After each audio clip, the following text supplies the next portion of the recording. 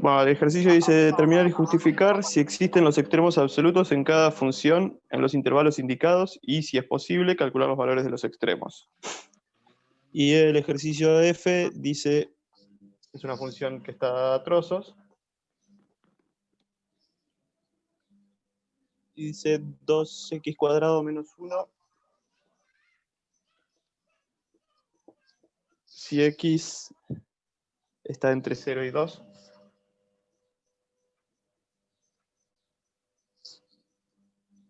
Y 9 menos x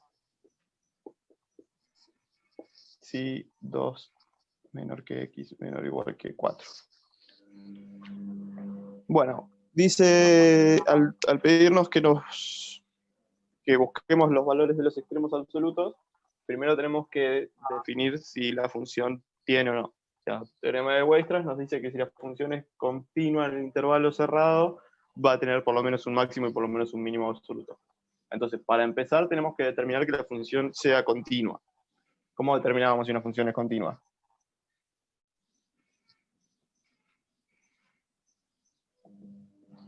Para decir que una función es continua, tenemos que analizar, bueno, la continuidad en intervalos no se explica más, antes la explicaban, ahora ya no.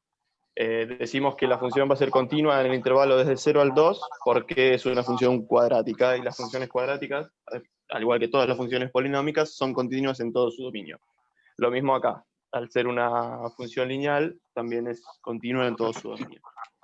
Lo que nos falta determinar es si la función es continua en el punto 2, x igual 2, que es cuando la función cambia de esta ecuación a esta.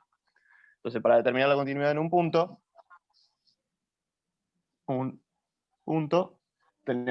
se tienen que cumplir tres condiciones. La primera es que la función de x0 exista, o sea, que el valor x0 pertenezca al dominio de la función. La segunda condición es que el límite con x tendiendo a x0 de f de x también tiene que existir. Eso vale decir que es lo mismo que la función, si me acerco por la derecha y me acerco por la izquierda, los dos límites laterales tienen que ser lo mismo. Y la tercera condición es que cuando calcula el límite con x teniendo x0 de f de x sea igual a f de x0. O sea que el límite este me dé el mismo valor que esta ecuación. Entonces, después, dependiendo en que se cumplan o no estas tres características, será continua o no. Y después podemos ver el tipo de discontinuidad. Pero eso va a otra parte. Volvemos acá. Tenemos que primero determinar que la función exista para el valor de x. Como x tiene el igual al 2 acá, f de 2 existe y vale, lo reemplazamos acá. 2 al cuadrado 4 por 2, 8, menos 1, 7. Igual a 7, vamos a decir. Por lo tanto, existe y se cumple esta función, esta ecuación.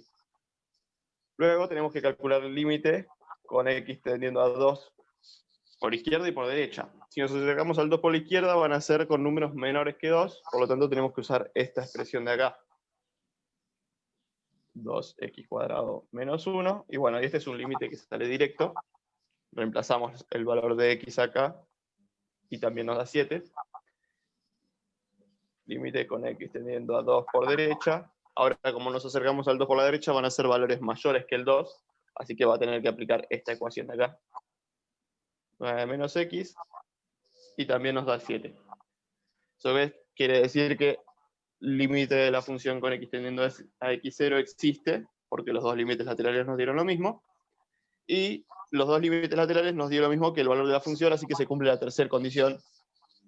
Por lo tanto, podemos decir que la función es continua en x igual a 2, y como ya era continua en los intervalos, podemos decir que la función es continua en intervalos desde el 0 hasta el 4.